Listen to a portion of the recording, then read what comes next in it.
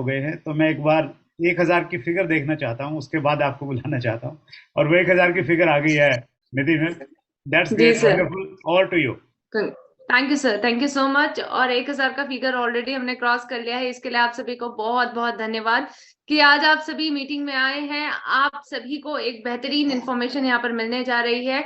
आज हम जानेंगे कि कैसे कैंसर जैसी बीमारी से हम अपना बचाव कर सकते हैं। इससे पहले दिव्या मैम की बेहतरीन ट्रेनिंग आप सभी को मिली है और अब आपको मिलेगी कैंसर जैसी बीमारी पर बचाव करने का हमारा एक मास्टर प्लान। तो आज इसके बारे में आज हम चर्चा करने जा रहे हैं डिटेल में। तो आप सभी आज की मीटिंग में बने रहें और इस चर्चा का लाभ जरूर उठाएं।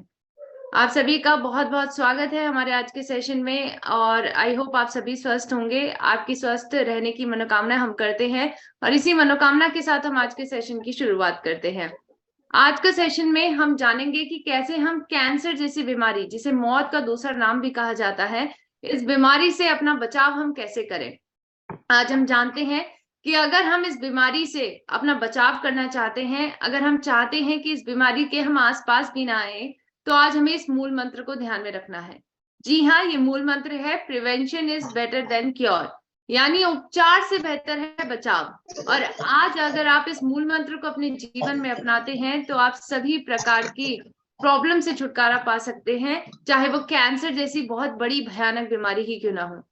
सर, मैं यहाँ पर सभी से रिक्वेस्ट करना चाहूंगी कि अगर किसी का माइक ओपन है तो आप कृपया करके अभी अपना माइक क्लोज कर दें। जी, थैंक यू सो मच। तो आज हमें जानना है कि कैसे हम इस बीमारी से अपना बचाव कर सकते हैं, क्योंकि हम जानते हैं अगर ये मौत का दूसरा नाम जिसको कैंसर कहा जाता है, ये बीमारी अगर आपको एक बार भी हो जाती है तो ये आपके जीवन में बहुत ही डिवास्टेटिंग इफेक्ट लेके आती है। ये ना सिर्फ आपकी फाइनेंशियल हेल्थ को खराब करती है बल्कि पूरी फैमिली को भी तोड़ सकती है। इस प्रकार के इसके साइड इफेक्ट्स देखने को मिलते हैं। ना सिर्फ ये एक व्यक्ति विशेष पर सीमित रहता है बल्कि एक पूरी फैमिली तक इसके साइड इफेक्ट आपको देखने को मिलते हैं। इसके लिए हमें अनेकों प्रकार की थेरेपीज का इस्तेमाल करना होता है। कीमोथेरेपीज हो या रेडियोथेरेपी हो, हर एक थेरेपी हमारी बॉडी को अंदर से तोड़ती है, हमारी बॉडी के अंदर डैमेजेस क्रिएट करती है, ये हमारे हेल्दी सेल्स को भी नुकसान दिलाती है। और यही कारण होता है कि कैंसर की बीमारी से आप अपना बचाव तो कर लेते हैं लेकिन इसके बाद आपको अन्य बीमारियां देखने को मिलती हैं जो बहुत ही रैपिड होता है। और इसी के कारण कैंसर पेशेंट्स एक अच्छे जीवन को नहीं जी पाते। आज आप देख सकते हैं कि कई ऐसे व्यक्ति हैं जिनको कैंसर हुआ था और आज वो हम सभी के बीच में नहीं रहे। जी हाँ, ऐसी जानी मानी हस्तियां जिनके पास सभी प्रकार की सुख सुविधाएं थी, किसी भी प्रकार का कोई अभाव नहीं था, लेकिन फिर भी वह कैंसर की लड़ाई में बच नहीं पाए। जी हाँ, नरगिस दत्त पैनक्रियाटिक कैंसर की शिकार रही हैं, ऋषि कपूर जी ल्यूकेमिया के शिकार रहे हैं, Irfan Khan neuro endocrine cancer जैसी बीमारी के शिकार रहे हैं। और ये सभी फॉर्म ऑफ कैंसर से ये सभी व्यक्ति पीड़ित हुए हैं। इनके पास तो सब कुछ था, इनके पास अच्छे डॉक्टर्स के भी एक्सेस था, इनके पास पैसों की कोई कमी नहीं थी, लेकिन फिर भी आज ये हमारे बीच में नहीं है। लेकिन आज हमें उन लोगों से भी प्रेरणा लेनी है जिन्होंने आज कैंसर जैसी बीमारी को हराया है। जी हाँ, चाहे वो मनीषा कोरियाला मैम हो, सोनाली बेंद्रे हो या फिर लिसा रे हैं, ये सभी व्यक्ति ऐसे हैं जो प्रेरणा के स्रोत हैं और इनसे हमें प्रेरणा लेनी है कि हम इस भयानक बीमारी को भी हरा सकते हैं। तो आज कैंसर जैसी बीमारी जिसको मौत का दूसरा नाम कहा जाता है, इस बीमारी से हमें डरना नहीं है, क्योंकि आज हमें इससे लड़ना है, इसको हराना है।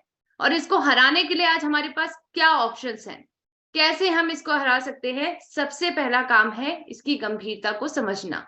जी हाँ, अगर आप गंभीरता समझेंगे, इस बीमारी को समझेंगे कि आखिर ये बीमारी हो क्यों रही है, कितनी मात्रा में इसके दर बढ़ता जा रहा है, कितने लोग आज इससे पीड़ित हैं, तो आप इस समस्या की गंभीरता को समझ पाएंगे और यही गंभीरता आज आपको जागरूकता की तरफ लेके जाएगा।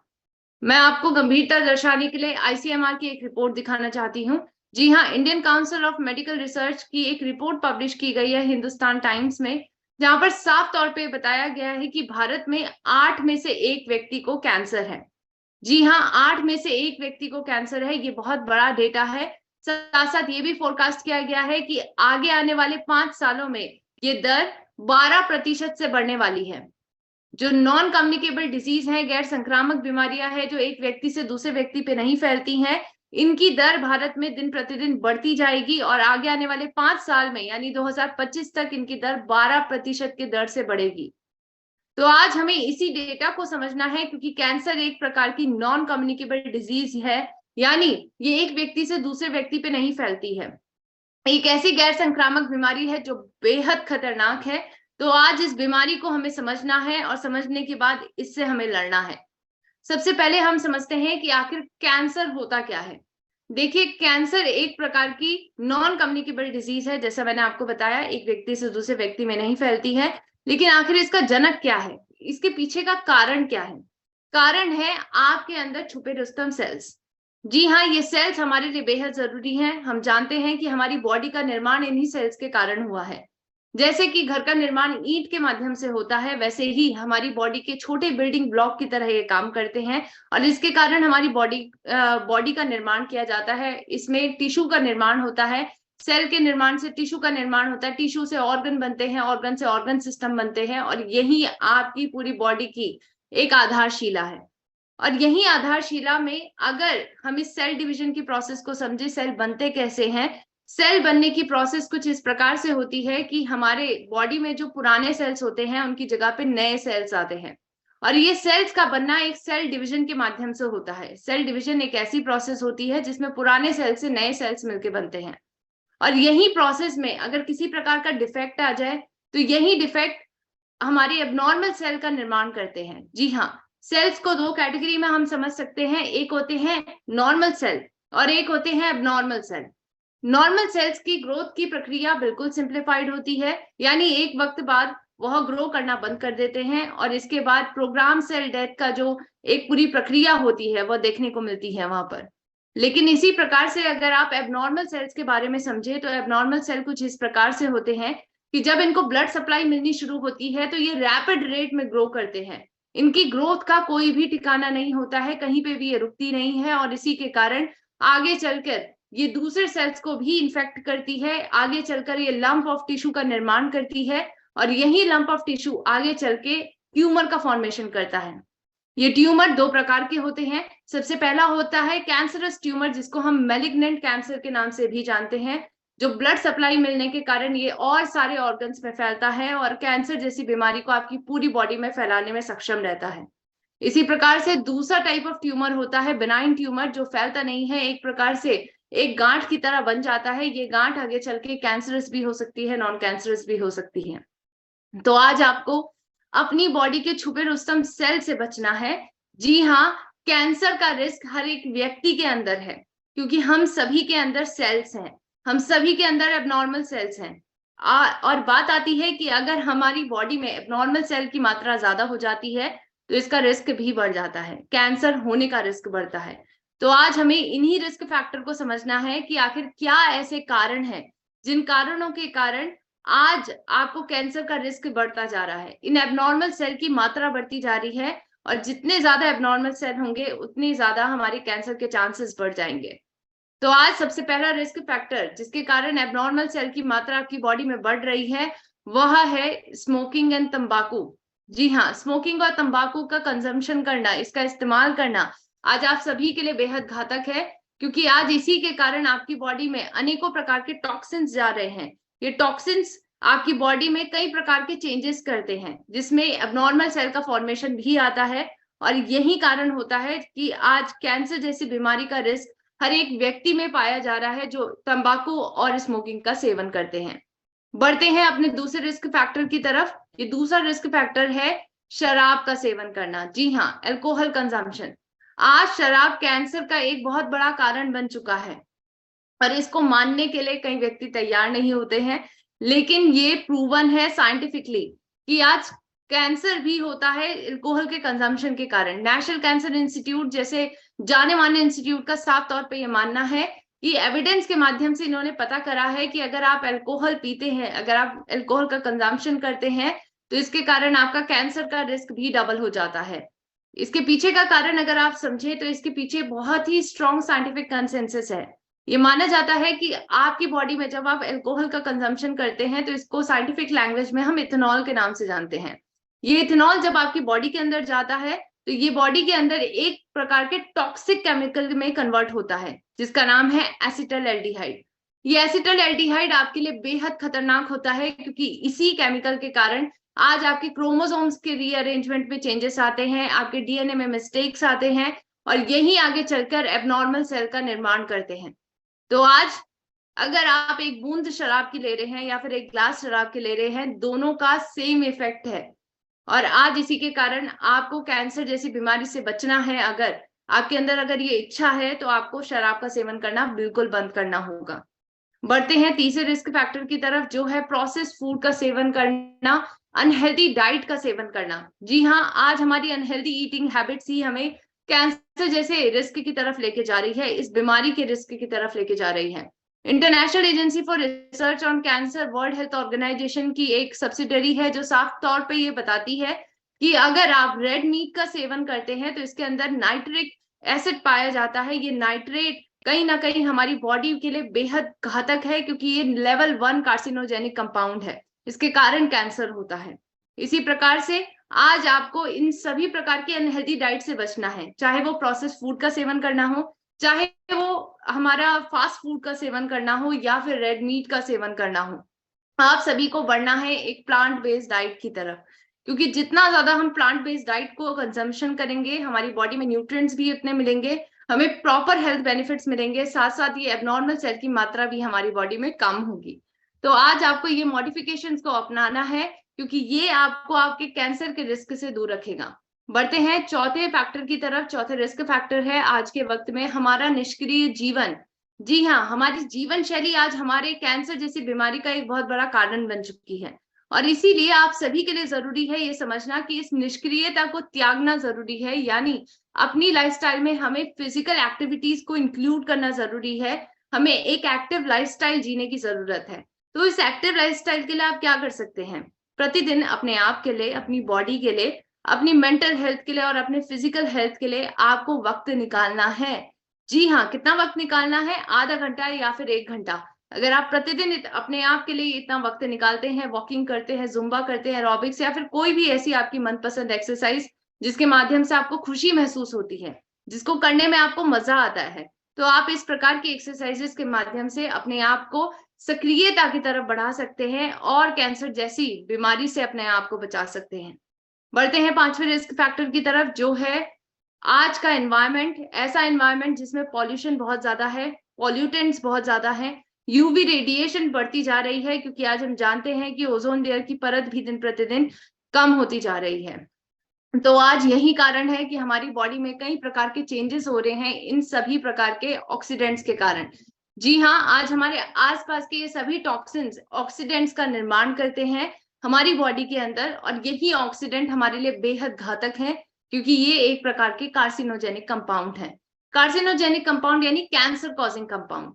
तो आज आप सभी को कैंसर से अगर बचना है तो इन सभी प्रकार के ऑक्सीडेंट्स को नाश करना होगा, इनका नाश करना जरूरी है। कैसे नाश किया जा सकता है? अगर आप अपनी डाइट में प्रॉपर एंटीऑक्सीडेंट्स का सेवन करेंगे, अपनी डाइट में अगर आप फ्रूट्स एंड वेजिटेबल का सेवन करें जिसमें एंटीऑक्सीडेंट्स की मात्रा ज्यादा पाई जाती है, जैसे खट्टे पदार्थ हो गए या फिर अनेकों प्रकार के फ्रूट्स एंड वेजिटेबल, इन सभी में आपको एंटीऑक्सीडेंट की मात्रा मिलेगी। इसका सेवन करने से, स्पेशली जो आपके ग्रीन वेजिटेबल्स होते हैं, इसमें आपको सबसे ज्यादा एंटीऑक्सीडेंट्स मिलते हैं। तो अगर आप इसका सेवन करेंगे अपनी डाइट में, तो आप सभी प्रकार के ऑक्सीडेंट्स का नाश कर सकते हैं।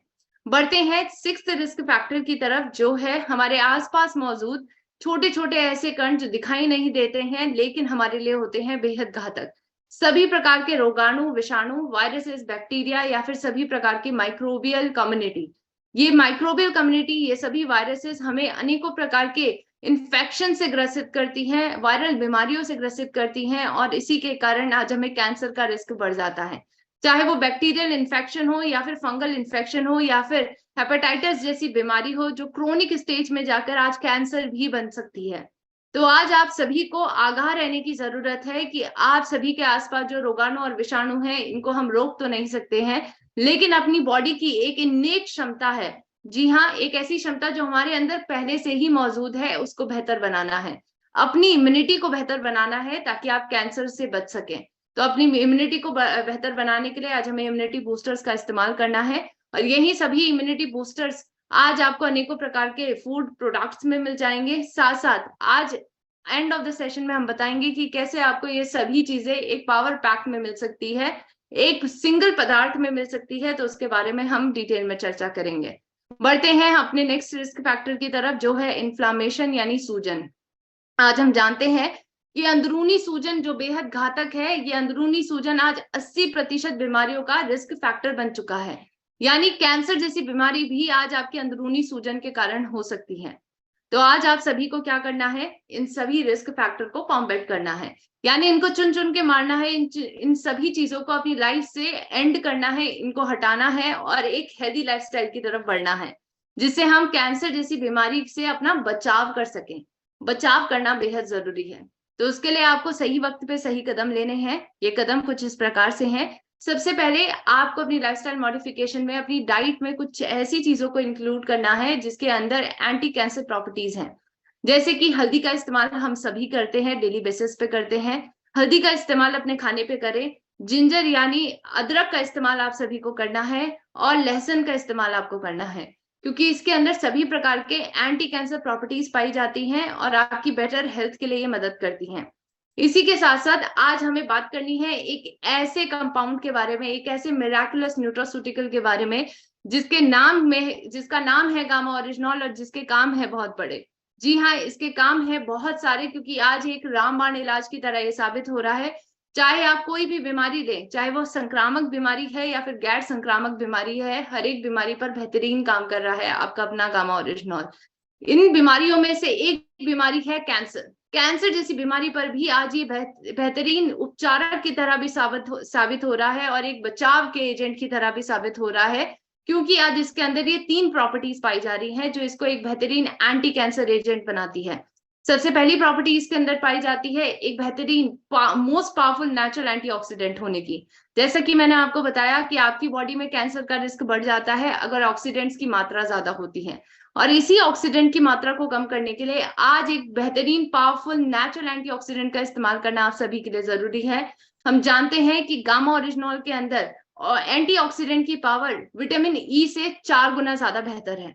तो आज आपको इसका इस्तेमाल करना है और इसकी इस पावर का इस्तेमाल करके कैंसर जैसी बीमारी को दूर भगाना है। बढ़ते हैं इसकी दूसरी प्रॉपर्टी की तरफ, जो एक एंटी इंफ्लामेटरी प्रॉपर्टी इसके अंदर पाई जाती है। यानी ये आपके अंदर की अंदरूनी सूजन हो या बाहरी सूजन हो, इन सभी प्रकार की सूजन से आपको निजात दिलाएगी। तो ये इसके माध्यम से भी आज कैंसर को हरा सकता है। तीसरी इसकी प्रॉपर्टी है इम्यूनिटी बूस्टिंग। तो आज आपकी अंदर जो हमारे अंदर ऑलरेडी एक ऐसी क्षमता है, रोग प्रतिरोधक क्षमता, इसको बढ़ाने में मदद करेगा और इसके माध्यम से ये तीनों प्रॉपर्टीज के माध्यम से एक बेहतरीन एंटी कैंसर एजेंट ये बन चुका है। जी हाँ, जिसके ऊपर कई स्टडीज हो चुकी हैं। आप देख सकते हैं इन स्टडीज को www.original.in साइट पर। चाहे वो 2015 की स्टडी हो, 2013 की स्टडी, 2012 की स्टडी, ये साफ तौर पे बताती है कि कैसे ये कैंसर, प्रोस्टेट कैंसर के ट्रीटमेंट में मददगार साबित हुआ है। ये भी बताया गया है कि कैसे इसके अंदर जो साइटोटॉक्सिक एजेंट्स है और कीमो प्रिवेंशन पे भी ये मदद करता है, ये रिडक्शन पे मदद करता है इन दोनों एजेंट्स के।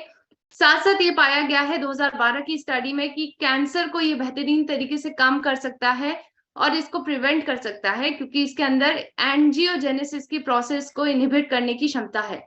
यानी एंजियोजेनेसिस की प्रोसेस एक ऐसी प्रोसेस होती है जिसमें कैंसर सेल को ब्लड सप्लाई मिलती है, जिसके कारण वो ग्रो होते हैं।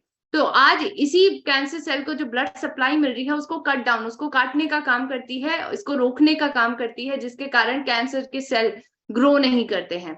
2012-2009 की स्टडी भी साफ तौर पे बताती है कि कैसे इसके अंदर एक बेहतरीन कंपाउंड पाया जाता है जिसका नाम है साइक्लोआर्टेनॉल फेरुलेट, और यही बेहतरीन कंपाउंड आज इसको एक बेहतरीन एंटी कैंसर एजेंट प्रॉपर्टी से नियुक्त बनाता है।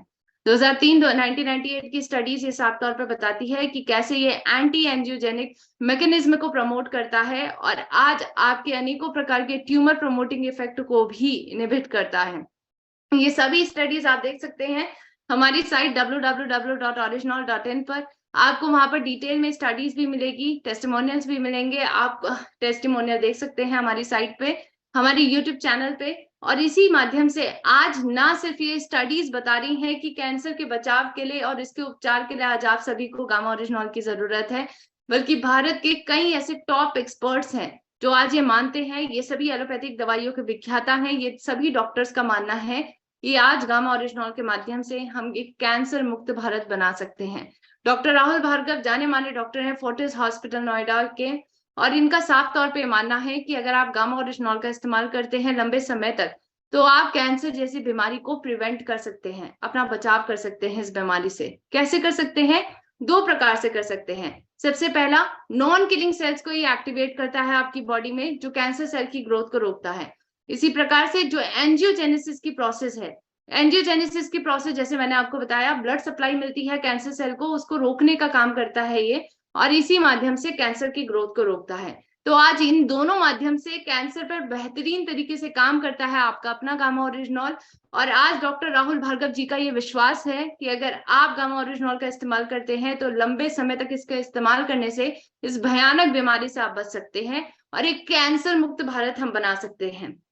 तो आज आप सभी को ये नीड को समझने की जरूरत है, इस जरूरत को समझें कि गामा ओरिजिनॉल है हम सभी के लिए जरूरी, और इसी जरूरत को महसूस करते हुए आज आप सभी को गामा ओरिजिनॉल का इस्तेमाल करवाना है, अपने आप भी इस्तेमाल करना है, अपनी फैमिली को भी इस्तेमाल करवाना है, और इसके माध्यम से बेहतरीन इफेक्ट पाने हैं, इस भयानक बीमारी से बचना है और बचाव करके इस बीमारी को अपने भारत से जड़ से मुक्ति दिलानी है।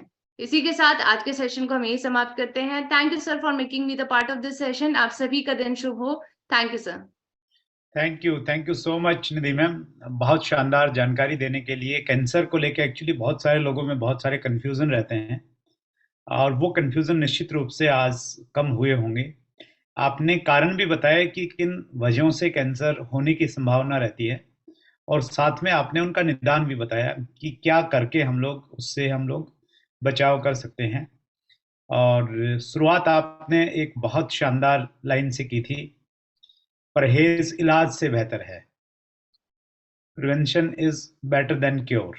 सो ये अपने आप में एक बहुत अच्छी चीज़ है। हम सब लोगों को थोड़ा लाइफस्टाइल हेल्दी बनाना पड़ेगा, खान पीन थोड़ा अच्छा करना पड़ेगा, और गामा ओरिजिनॉल तो गामा पहलवान की तरह से हर बीमारी से लड़ने के लिए हमेशा तैयार रहता है। एक वंडरफुल प्रोडक्ट है, उसका सही से इस्तेमाल करना एक्चुअली बहुत ज़रूरी है। निधि में मैं अपनी एक गलती भी स्वीकार करता हूँ, और जी उसका सर। मैं एक फ़ायदा भी बता रहा हूँ। मैं गामा ओरिजिनॉल लेता था, लेकिन खाना खाने से पहले नहीं लेता था। उस बात को मैंने कभी उतनी गंभीरता से नहीं लिया, लेकिन जब से सेशन में मैं हूँ तो मैंने उसको खाने से जस्ट पहले मैंने उसको लेना स्टार्ट किया, और उससे मेरी बॉडी में कुछ इस प्रकार की एक थोड़ा कुछ ऐसे सिम्टम लग रहे हैं। तो मेरी एक आदत रहती है कि जब भी मेरी बॉडी में कुछ भी अच्छा होता है, या कुछ भी थोड़ा सा ऐसा हो गया कि फॉर एग्जांपल थोड़ा हेडेक हो गया, या थोड़ा कुछ नींद रात को कम आई, तो मैं सोचता हूँ कि क्या हुआ होगा, कुछ ना कुछ तो चेंज हुआ है, कुछ खाने पीने में हुआ है, कुछ स्ट्रेस ले लिया, कुछ लिया है। तो वो एक बहुत अच्छी आदत मैं मानता हूँ मेरी है, और हम सबकी होनी चाहिए।